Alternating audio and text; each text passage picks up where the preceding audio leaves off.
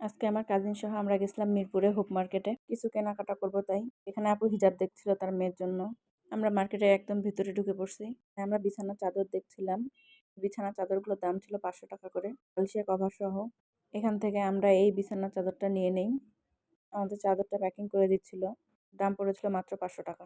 এরপরে আমরা এই থ্রি পিসের দোকানগুলোতে চলে যাই। এখান থেকে এই ব্ল্যাক থ্রি পিসটা নেই, আরেকটা পিঙ্ক কালারের থ্রি পিস নেই আমরা।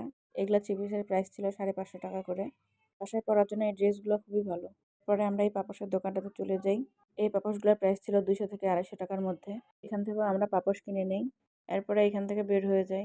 ভ্যানের এই গেঞ্জিগুলোর দাম ছিল 150 টাকা করে। গোল গলার গেঞ্জি গরমে পরার জন্য অনেক ভালো। আর এই যে সিরামিক্সের দোকান, আর সিরামিক্স দেখলেই তো আমার চোখ আটকে যায়। তারপরে এখানে এই দোকানটাতে চলে আসি আমরা জামা দেখার জন্য। আপু তার মেয়ের জন্য জামা দেখছিল। এই সুতি জামাগুলো গরমে পরার জন্য ভালো হবে। এরপর কেনাকাটা শেষ করে আমরা বাড়ির দিকে রওনা হয়ে যাই।